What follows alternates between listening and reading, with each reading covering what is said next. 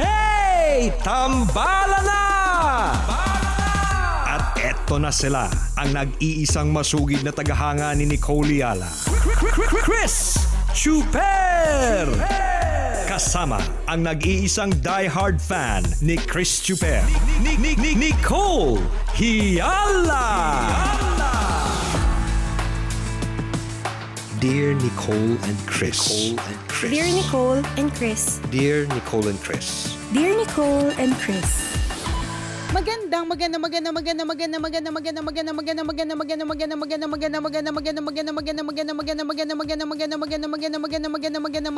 morning, Luzon, Visayas at Mindanao, Metro and Mega Manila. Hi, partner.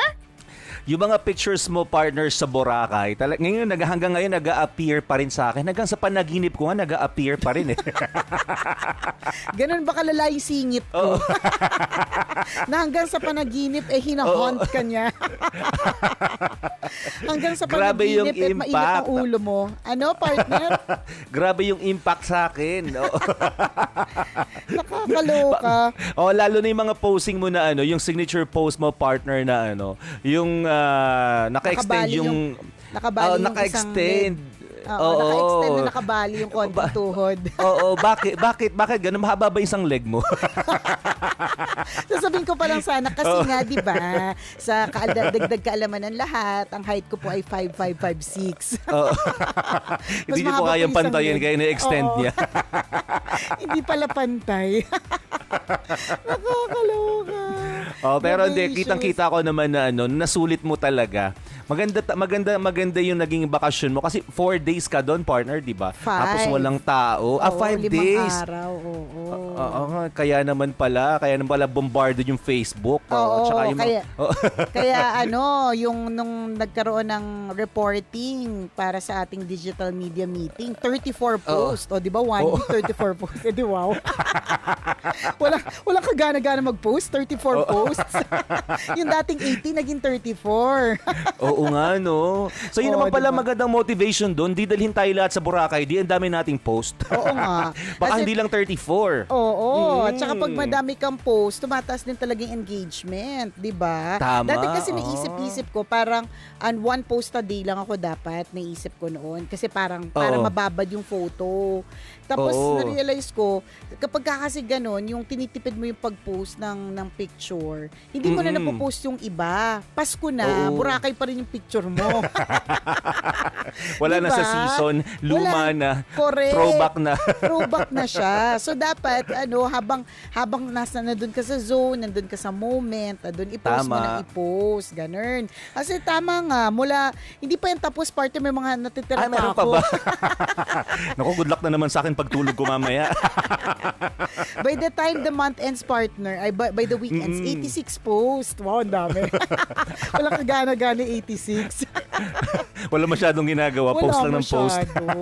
Nakakaloka. Ay, nako. Pero maganda yun. Totoo naman yun di ba? Pag may chance, i-post natin kasi para real time. At saka the moment kasi na ma-post mo na yan, pwede mo nang i-delete sa phone mo. Hindi yung, di ba, gagawin mo pang store mo pa yan sa phone mo bago mo i-post. So, yung memory mo, yung nakakain. So, sayang naman. So, i-post mo na para deleted na sa phone. Magandang din yun.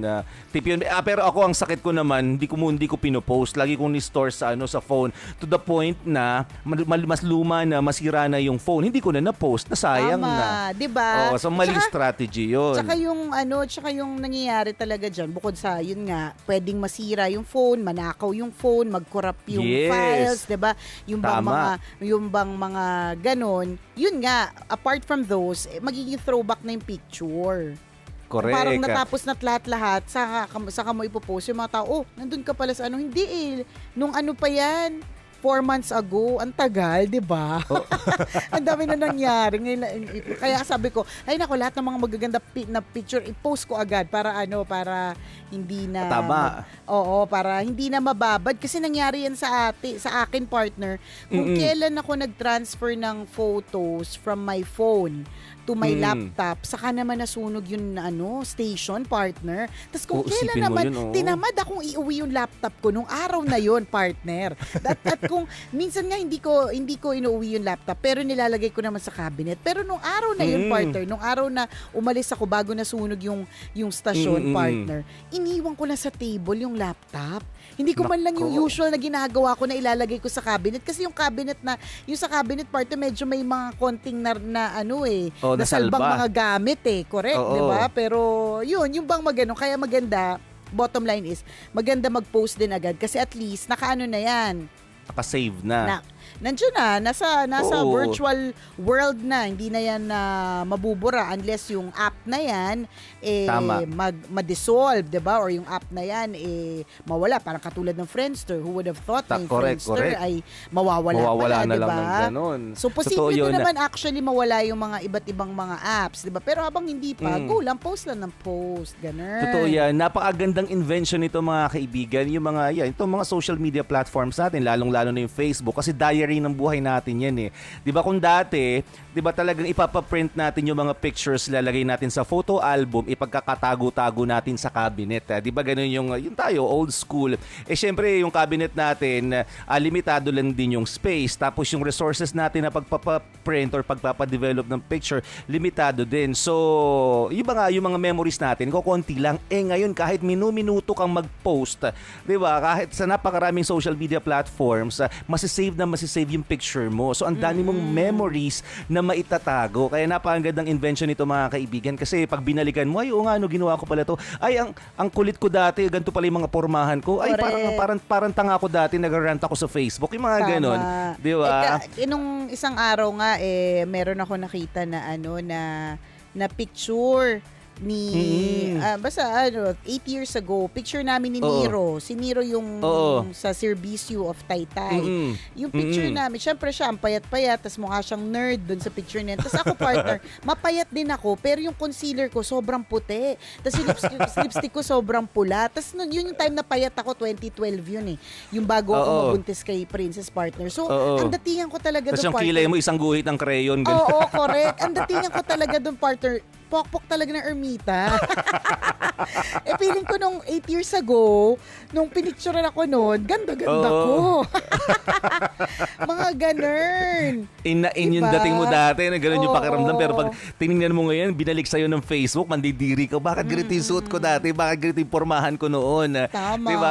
Wala, napakaganda. So, isave nyo po ng isave, diba? I-post nyo ng i-post sa Facebook, sa Instagram, o kung saan man, yung mga pictures na yan. Kasi ang sarap pong tingnan kapag ibinalik ulit sa atin ng Facebook. Wag lang talagang magkakaroon ng virus o kaya yung madi-dissolve yung Facebook mismo. Di ba magkakaroon ng problema yung kumpanya nila kasi talaga lahat ng tao sa buong mundo mamumroblema. Mamumroblema sa mga memories na mawawala sa ating lahat. Tsaka alam mo, partner, magpatuloy-tuloy pa rin siya. Yes, totoo yan. Tsaka alam mo, partner, ang maganda din na pwede nyo pong gawin, di ba sabi nga natin, i-post mo lang yung feelings mo, okay lang din yun kasi yung feelings mo na yan, kahit na negative yung feelings mo na yan, kahit minsan nakakanegang basahin, nakakainis din magbasa na negative na posts nakakairita. Pwede mo pa rin naman kasi mo naman yan, that's your wall, 'di ba? That's your life and that's your wall. Pwede naman 'yun. Tapos marirealize mo yung pag nag-FB memories na siya, kunyari 4 years ago or 6 years ago, marirealize mo na yung concerns mo noon na akala mong ikamamatay mo o akala mong alam mo yun, parang hindi mo na malalagpasan o corrected by ganyan. Wala lang pala a few years later and even a month later, 'di ba yung mga ganun. Kaya minsan masarap balikan. Tsaka makikita mo din yung yung parang evolution mo pagdating sa posting. 'Di ba natanda mo nga meron tayong tambalanista na yung unang message niya sa atin sa private message niya sa atin, Jejemon pa siya kasi bata pa siya. Tapos message na siya ng message hanggang sa naging older na siya tapos hindi na siya Jejemon, partner. Na siya, mas maayos na siya magsalita. Hindi na talaga siya Jejemon. Tapos kapag binalikan mo yung history talaga ng chat, makikita mo talaga yung difference. At yun naman sa tingin ko yung parang maganda with posting daily. Tama ka, sabi mo, partner, parang it's a diary of your life. So yun din yung maganda na babalikan mo. Lalong-lalo na, partner, kapag ka may kids dun sa photo. Kasi makikita mo din yung evolution nila na parang a year ago, grabe, ibang-iba na yung mukha mo sa mukha mo ngayon a year later, 'di ba? Yung bang mga ganun, kaya nakakatuwa. Correct. Sobrang sana ma-maintain, ma-sustain itong ganitong klaseng mga digital apps para sa magagandang memories natin, no? Nakaka-worry lang kasi naalala mo yung parang nag-start yung Friendster na halos lahat ng mga pictures din natin noon. Ako, yung mga pictures ko noon in-store ko doon eh. So nawala siya. Sobrang nalungkot tayo no na parang sana may maimbento and nakakatuwa na buti na dyan ulit yung Facebook. So another storage of good and bad memories. Tama, 'di ba? Nakakatuwa. Tsaka maganda, partner. May mga ibang gumagawa nito eh. Kunyari sa Twitter, tinitweet nila yung parang vision nila. Halimbawa, ang perfect example dyan si Maine Mendoza. Parang meron siyang tweet dati na isang araw magiging sobrang sikat ako or something, parang ganun. Tweet niya yun.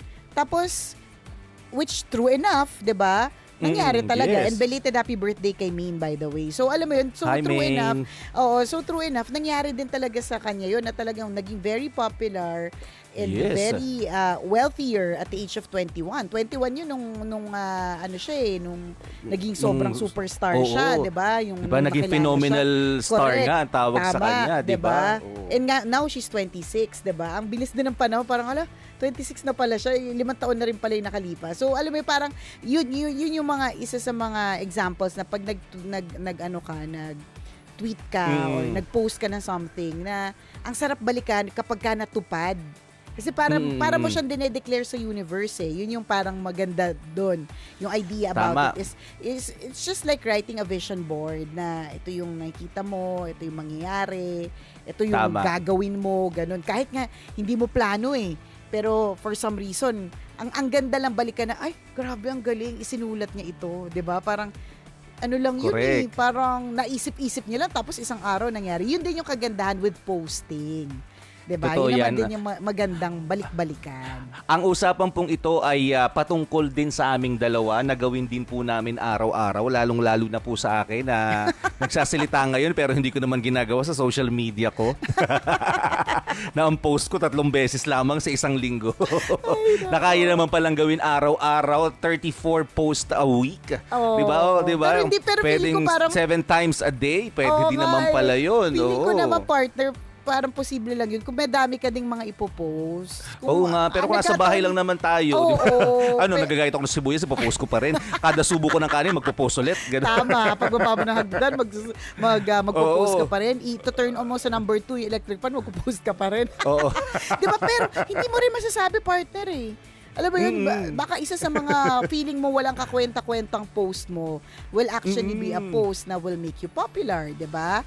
Minsan ganun yun. It takes just one post para dumoble yung number of followers, biglang dumoble yung number of likes, di ba? Totoo yun. Yung mga ganun. Pero gets ko yan, yung ako kasi, partner, naging easy para sa akin yung 34 posts in a week. Kasi naman, Boracay yun. Hello. Oo naman. Sinasamantala mo talaga. Oo, tama yun. Ang bawat lugar doon, yung sand pa lang is worthy of a feed post eh. 'Di ba? Yes. Yung sunset, yung sailboat na minsan mo lang makita. So, doon pa lang, 3 aspect, hindi ka pa kasama doon. Hindi pa kasama yung native lechon na na kinain mo. Alam mo yun? Hindi pa kasama yon. So, talagang worthy of posting kasi kapag ka napunta ka sa isang lugar. So, siguro, this is for those people na meron namang pupuntahan. Tapos, Instagram worthy yung photos. Wag mong hindi i-post kasi nga katulad nga ng lahat ng binanggit namin kanina. Diary siya, tapos memories mo ito, 'di ba? Tsaka alam mo, in a way, for some people, natutuwa sila kapag ka nagpo-post ka ng ganun. Kasi ako, partner, yung the whole time that I was posting about Boracay, I was able to read some comments ng thank you kasi parang feeling namin dinala mo rin kami doon. Yun, parang nagkaroon ng update. Ng update Tama na yun. parang ganito na pala siya ngayon. Tapos, at saka parang feeling na nakapunta. Although, syempre, partner, yung mga ganyan kasi na travel, minsan nagbibigay din siya ng inggit sa puso eh. Bakit siya nakapunta, ako hindi? Which is but natural. Correct. Dalawang bagay lang yan eh. Pwede kang mainggit at mairata or pwede kang matuwa. Meron ding natutuwa eh na, wow, gano'n na pala ngayon. Or wow, parang nakakatuwa, nadala din kami dyan. Diba? Yung mga gano'n. Pero kayo Tama. nasa sa inyo naman po yan kung gusto nyo mag-post. Kung wala, ayaw nyo naman i-post at wala kayo ipopost, katulad ngayon nabanggit ni partner, magagayat ng sibuyas, ipopost, di wag na lang kayo mag-post. Okay lang din naman yun. Pero maganda yun, di ba? Naggayat ka ng post ng March, ano ba ngayon? March 8, di ba? Tapos a year later, sasabihin, pinaalala sa iyo ng Facebook 'yun. Naggayat ka ng sibuyas tas pinost mo. Bakit? Oh, di ba? Oo. Papaalala Milestone sa'yo 'yun. ng Facebook, papaalala sa ng Facebook. Para kang tanga nun, di ba? Para mapagtatawanan mo, ganun. Oo. Totoo yan. Meron nga akong kakilala ang galing ng mga post niya. Parang day 1 of 365. True. Mga ganon, no? Day 2 of 365. So makikita mo, pag binigta ito ng Facebook, siguro after 2 years or 3 or 4 years, makikita mo, ito pala yung ginawa ko. Diba? On this day, nagayat ako ng sibuyas at para sa akin, malaking bagay ito ng buhay ko. Mga ganon.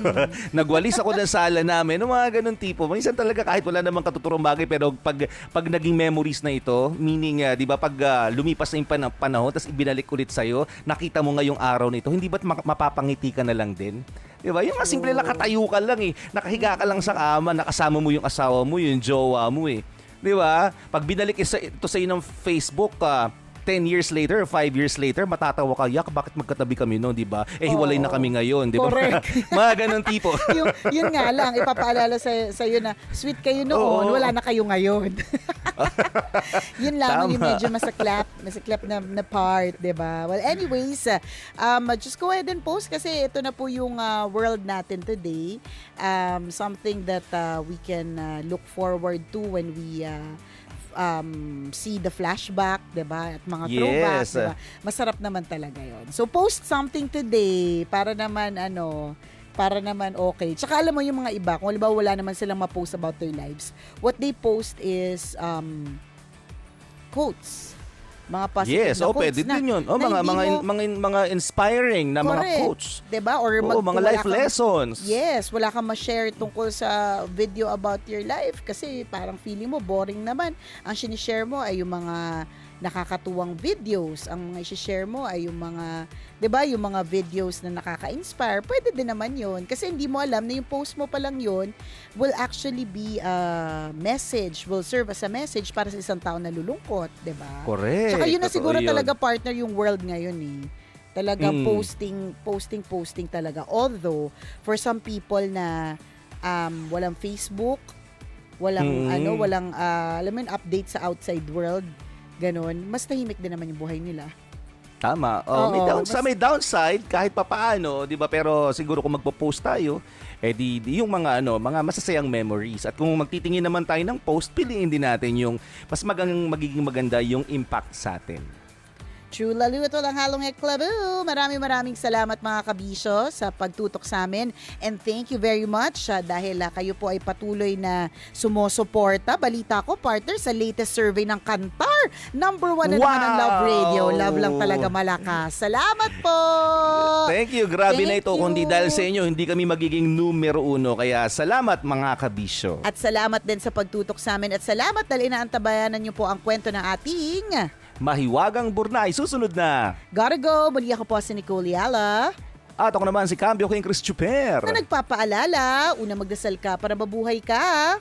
Pangalawa, mag-face mask ka para mabuhay naman ng iba. Yun. Always your number one. SM Radio Station.